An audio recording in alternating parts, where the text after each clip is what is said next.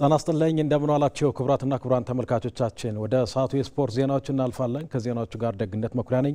ሲንቄ ባንክ የስፖርት ዜናዎቻችን የክብር አጋር ነው። ከልብ እናመሰግናለን።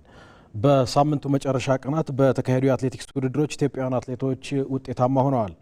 በኦሪገን በተካሄደው የፕሪፎንቴን ክላሲክ ዳይመንድ ሊግ ውድድር አለሽኝ ባወቀ በሴቶች 2 ማይል አሸንፋለች። ሂሩት መሸሻ ሁለተኛ ሆና ስትወጣ ማርታ ለማየሁ አራተኛ ደረጃን ይዛ አጠናቃለች። የኔዋ ንብረትና ሳይቻቸው በርቀቱ 7ኛና 8ኛ ደረጃን ይዘው ውድድራቸውን ጨርሰዋል። በሌላ ውድድር የአሜሪካ 250ኛ ዓመት የነጻነት በዓል ምክንያት በማድረግ በተካሄደው 57ኛው የፒች ትሪ 10 ኪሎ ሜትር የጎዳና ሩጫ ውድድር ጽጌ ገብረ ሰላማ ቀዳሚውን አስታጠናቀቅ መልክናት ውዱ ሁለተኛ ሆና ጨርሳለች። ጽጌ ርቀቱን ለማጠናቀቅ 31 ደቂቃ ከ02 ሴኮንድ ወስዶባታል። መልክናት ውዱ 31 ከ03 በሆነ ሰዓት አጠናቃለች። ኬንያውያኑ አትሌቶች ከ3 እስከ 7 ያለውን ደረጃ ይዘው ጨርሰዋል። ሌላኛዋ ኢትዮጵያዊት አትሌት ገላን ደገፋ 8ኛ ሆና ጨርሳለች። በአውስትራሊያ በተደረገ የጎልድ ኮስት ማራቶን ውድድር ደግሞ በሴቶች አልማዝ ከበደ አሸንፋለች። አትሌት አልማዝ 2 ሰዓት ከ24 ደቂቃ ከ53 ሴኮንድ ውድድሩን ለማሸነፍ የወሰደባት ሰዓት ነው። ሲዳማ ቡና የኢትዮጵያ ከ20 ዓመት በታች ፕሪሚየር ሊግ አሸናፊ ሆነ። ከ20 ዓመት በታች የኢትዮጵያ ፕሪሚየር ሊግ ትላንት በሐዋሳ ሲካሄድ ቆይቶ ፍጻሜውን በይፋ ሲያገኝ ሲዳማ ቡና ወላይታ ዲቻን በመለያ ምት በፍጻሜው አሸንፎ ሻምፒዮን ሆኗል። መደበኛ የጨዋታ ክፍለ ጊዜው 1-1 ሲጠናቀቅ ለሲዳማ ቡና ዳንኤል ዳዊት፣ ለወላይታ ዲቻ ደግሞ አብርሃም በላይነህ ግቦችን አስቆጥረዋል። አሸናፊውን ለመለየት ጨዋታው ወደ መለያ ምት አምርቶም ሲዳማ ቡና 3-2 በማሸነፍ የኢትዮጵያ ከ20 ዓመት በታች ፕሪሚየር ሊግ ዋንጫን ለሁለተኛ ጊዜ በተከታታይ ማሸነፍ ችሏል። የ2018 ዓመተ ምህረት ሲቢ የኢትዮጵያ ፕሪሚየር ሊግ ትላንት በይፋ ሲጠናቀቅ የሊጉ ሻምፒዮን ሲዳማ ቡና ዋንጫውን ተረክቧል። አጥቂው አቤል ያለው በሁለተኛው አጋማሽ ሲዳማ ቡናን መቀላቀሉ ለክለቡ ውጤታማነት ተጨማሪ አቅምን ፈጥሮለታል ተብሏል። አብርሃም ተስፋዬ ያ የሲዳማ ቡና የአዲስ አበባው የአራት ጨዋታ ደካማ እንቅስቃሴ በቡድኑ የዋንጫ ጉዞ ላይ ስጋትን ከደቀኑ አጋጣሚዎች መካከል ትልቁ ነበርም። ሲዳማ ቡና ግን ከመንሸራተት በኋላ መውደቅን ያልመረጠ መሆኑ ዳግም እንዲያንሰራራ አድርጎታል። የትላንቱ ጨዋታ ለዚህ ቡድን ዓመቱን በድል ከማጠናቀቅ የዘለለ ትርጉም አልነበረውም። ዋንጫው እንደሆን በነጌሌ አርሲው ጨዋታ ቀድሞ ተረጋግጧል። በዚህ ቡድን የዓመት ጉዞ ውስጥ የነጌሌ አርሲና መቻል ጠንካራ ተፎካካሪ ሆነው መቅረብን ጨምሮ የወሳኝ ተጫዋቾች ተደጋጋሚ ጉዳትና የቡድን ጥራት ፈተና ለሲዳማ ቡና ነበር። አይነኬ ከሚመስሉት ውስን ተጫዋቾች በስተቀር ከተቀያሪ ወንበር ተነስተው የጨዋታ ሚዛን የሚቀይሩ በቁጥር ማነሳቸው ለአሰልጣኝ ያሬድ ገመቹና ስብስባቸው ከባድ ጊዜን እንዲያሳልፉም አድርጓቸዋል። በተለይ በሁለተኛው ዙር ቡድኑ የተቀላቀሉት ራፌል ዳኛቸውና ቤል ያለው ለዚህ ቡድን የተሻለ ጥንካሬ የተሻለም ዝውውር ነበሩ። የቀድሞ አቋሙን ለማግኘት ጊዜ የወሰደበት ራፌል ዳኛቸው ወደ ቋሚነት ቦታ ለመምጣት በአመቱ ሲቸገርም ተስተውሏል። የቀድሞ የቅዱስ ጊዮርጊስ ተጫዋች ቤል ያለው ግን አስቀድሞም በዚህ ሊግ ሲጫወት መቆየቱ በፍጥነት ተዋህዶ የግብ ማስቆጠር ጉብዝናውን አስቀጥሏል። ተጫዋቹ የሊጉ ከፍተኛ ግብ አስቆጣሪ ሆኖ ለማጠናቀቅ ከፋሲል ከነማው ታምራት እያሱና ከንግድ ባንኩ ናትናኤል ዳንኤል ጋር በ15 ግቦች የሚስተካከልበትን ግብ በትላንትናው ጨዋታ ቢያስቆጥርም የዕለቱ ረዳት ዳኛ ከጨዋታ ውጪ ብለው የሻሩበት መንገድ ከህልሙ እንዳይገናኝም አድርጎታል። ለሲዳማ ቡና ጥንካሬ ግን የዚህ ተጫዋች አበርክቶ የአንበሳውን ድርሻም ይወስዳል። የቡድኑ አባላት ስለዚህ ደጋፊ አውርተው አይጠግቡም። ሲዳማ ቡና ባለበት ሁሉ ሳይሰለች የሚገኘው ይህ ህብረት ሲዳማ ቡናን በድክመቱ አበርትቶ በጉብዝና ወቅት ደግሞ ይበልጥ አጀግኖ ለፍሬ አብቅቶታል። የትናንቱ ዝናብና ፀሐይ ዛሬ ያውን በመናገሻ ከተማቸው በዋንጫ ተደምድሞ ውጥናቸው ግቡንም መጥቷል። ከነስተቱ አመቱን ጥሩ ሆኖ ካጠናቀቀው ግብ ጠባቂው አላዛር ማርን እስከ ሁለቱ ተከላካዮቹ ያሬድ ባየና ደስታ ደግሞ ከደግፍ ያለም እስከ ፍራውል መንግስቱ ከዮሴፍ ዮሐንስ እስከ ሬድዋን ናስር ከፍቅረ ኢየሱስ ተወልደ ብርሃን እስከ አቤል ያረው ከመስፍን ታፈሰ እስከ ብርሃኑ በቀለ ድረስ ለአንዷ ሲዳማ የተዋደቁት ያሊቲዎቹ ፍሬዎች ትላንት በህዝባቸው ፊት ተሞሽረዋል። ወደ ዓለም ዋንጫ ዜናዎቻችን ስናልፍ በዓለም ዋንጫ ጥሎ ማለፍ ጨዋታ ኖርዌይ ብራዚልን በማሸነፍ በታሪኳ ለመጀመሪያ ጊዜ ሩብ ፍጻሜውን ተቀላቀለች። የዓለም ዋንጫ ጉዟችን አስደናቂ አልነበረም፣ የዛሬን ጨዋታ ግን ማሸነፍ እንችል ነበር ሲሉ አሰልጣኝ ካርሎ አንቸሎቲ ከጨዋታው በኋላ አስተያየታቸውን ሰጥተዋል። በሌላ ጨዋታ እንግሊዝ አስተናጋጇን ሜክሲኮን በማሸነፍ ለሩብ ፍጻሜ የበቃችበት ሌላኛዋ ሀገር ሆናለች። ሀና ታሪኩ ተጨማሪ አላት። ከ28 ዓመታት ቆይታ በኋላ ወደ ዓለም ዋንጫው ስትመለስ እዚህ ትደርሳለች ብሎ የገመተ አልነበረም። 5 ጊዜ የመድረኩን ዋንጫ በማሳካት ተወዳዳሪ ያልተገኘላት ብራዚል ዘንድሮ ከ4 ዓመታት በኋላ የዓለም ዋንጫን የማሳካት ተስፋን ብትሰንቅም በመጨረሻም በ16ቱ ጥሎ ማለፍ ለኖርዌይ እጅ ሰጥታ ከውድድሩ ተሰናብታለች። በውድድሩ አሳማኝ ጉዞ ማድረግ ያልቻለችው የካርሎ አንቸሎቲ ቡድን ብራዚል ኖርዌይን በተለያዩ መድረኮች ገጥማም አንድ ጊዜ ማሸነፍ ያልቻለችበትን ታሪክ ትላንት ማስቀጥላለች። በኒውዮርክ ኒው ጀርሲ ስቴዲየም ለሀገሩ ድንቅ የመድረኩ ጉዞ አስተዋጽኦ እያደረጉ ከሚገኙ ወሳኝ ተጫዋቾች መካከል አንዱ የሆነው ኤሪንግ ብራውት ሃላንድ 2 ወሳኝ ግቦችን በማስቆጠር በታሪካቸው ለመጀመሪያ ጊዜ ወደ ሩብ ፍጻሜ እንድትሸጋገር አስችሏል። የ25 ዓመቱ አጥቂ ኤሪንግ ብራውት ሃላንድ በውድድሩ ያስቆጠራቸው ግቦችንም 7 ሲያደርስ ይህም ከሊዮኔል ሜሲ እና ከኪሊያን ምባፔ እኩል በመሆን ለኮከብ ግብ አግቢነቱ እንዲፎካከር አድርጎታል። ለብራዚል በጨዋታው ጭማሪ ደቂቃ ላይ የመጨረሻ የብሔራዊ ቡድን ጨዋታውን ያደረገው ኔይማር በፍጹም ቅጣት ምት ግብ ያስቆጠረም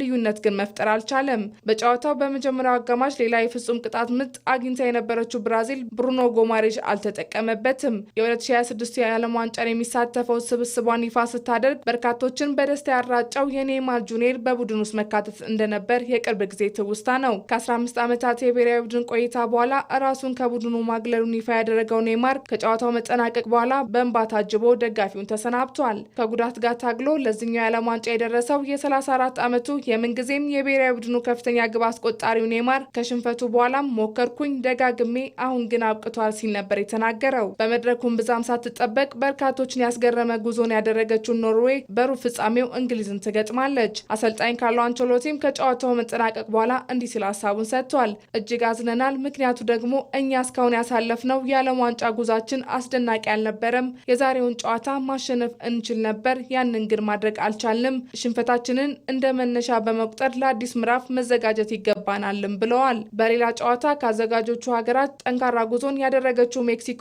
በመጨረሻም በእንግሊዝ ተሸንፋ የመድረኩ ጉዞን ቋጭታለች። ሊደረግ ከነበረበት ሰዓትም በአየር ሁኔታ አመቺ አለመሆን ምክንያት ለ1 ሰዓት ዘግይቶ የተጀመረው የሁለቱ ሀገራት ጨዋታ በድራማ ታጅቦ በእንግሊዝ 3-2 አሸናፊነትም ተጠናቋል። በቶማስ ቱዌል የተመራች የመድረኩን ክብር ለማሳካት ያለመችው እንግሊዝ ጁዲ ቤሊንጋም በ2 ደቂቃ ልዩነት ባስቆጠራቸው ግቦች 2-0 መምራት ጀመረች። ሜክሲኮ በአጥቂዋ ጁሊያን ኪኖኔስ ግብ ወደ ጨዋታውም ተመለሰች። በሁለተኛው አጋማሽ 54ኛው ደቂቃ ላይ በእንግሊዝ በኩል ኳንሳ በሰራው ጥፋትም በቀይ ካርድ ከሜዳ ተሰናበተ።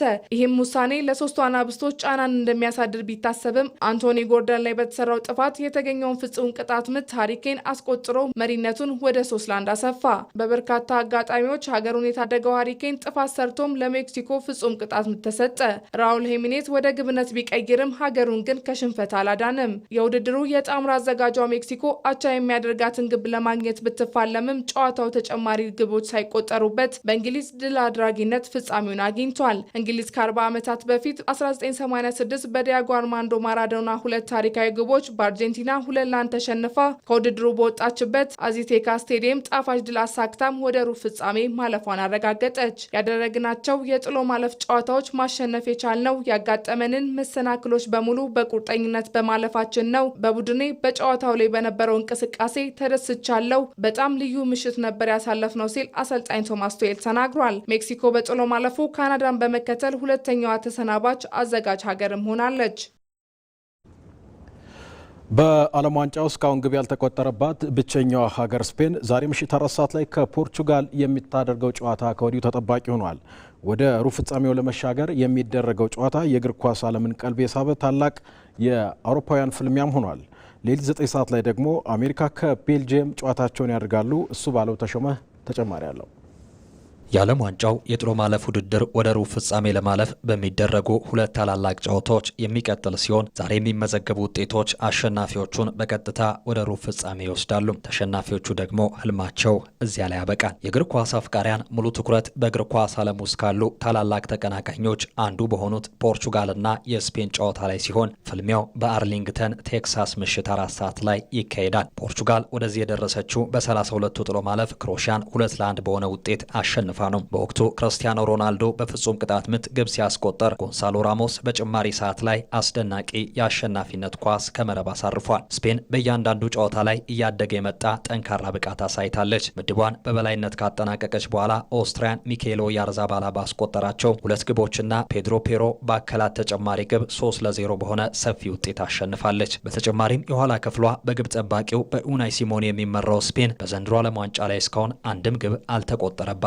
ፖርቹጋል አሁንም በውድድሩ በ4 ጨዋታዎች 3 ግቦችን ባስቆጠረው የማዴራው ኮከብ የ41 ዓመቱ ክርስቲያኖ ሮናልዶ ላይ ትመካለች። ሮናልዶ በ2018 የዓለም ዋንጫ ላይ በስፔን ላይ ሃትሪክ መስራቱ አይዘነጋም። በአንጻሩ ስፔን በ18 ዓመቱ ላሚን ያማል ላይ እምነቷን ጥላለች። ዛሬ ከኑኖ ሜንዴስ ጋር የሚያደርገው የሜዳ ላይ ፍልሚያ የጨዋታውን ውጤት ሊወስን እንደሚችል ይታመናል። እነዚህ ሁለቱ ጎረቤት ሀገራት ረጅም ታሪክ ያላቸው ሲሆን ባለፈው ዓመት በተደረገው የአውሮፓ ኔሽንስ ሊግ ፍጻሜ ላይ ፖርቹጋል ስፔንን በመለያ ምት ማሸነፏ ይታወሳል። የዚህ ጨዋታ አሸናፊ በሩብ ፍጻሜው ከአሜሪካ ወይም ከቤልጅየም አሸናፊ ጋር የሚገናኝ ይሆናል። በሌላ የ16ቱ የጥሎ ማለፍ ጨዋታ የውድድሩ ጣምራ አስተናጋጅ አሜሪካ በሲያትል ቤልጅየምን ታስተናግዳለች። አሜሪካ ምድብ 4ን በበላይነት ካጠናቀቀች በኋላ ቦስኒያ ሄርዞጎቪናን 2-0 በሆነ ውጤት በማሸነፍ ነው ለዚህ የበቃችው። ፊፋ የአጥቂውን ፍሎሪያን ቫሎጋንን የቅጣት እገዳ በማንሳቱ ተጫዋቹ ለዚህ ጨዋታ ዝግጁ መሆኑ ለቡድኑ ትልቅ መነቃቃትን ፈጥሯል። በሞሪሲዮ ፖቼቲኖ የሚመራው ይህ ስብስብ ልምድ ያላቸውን የቤልጅየም ቡድን ለመፈተን በክርስቲያን ፑልሲች፣ ታይለር አዳምስና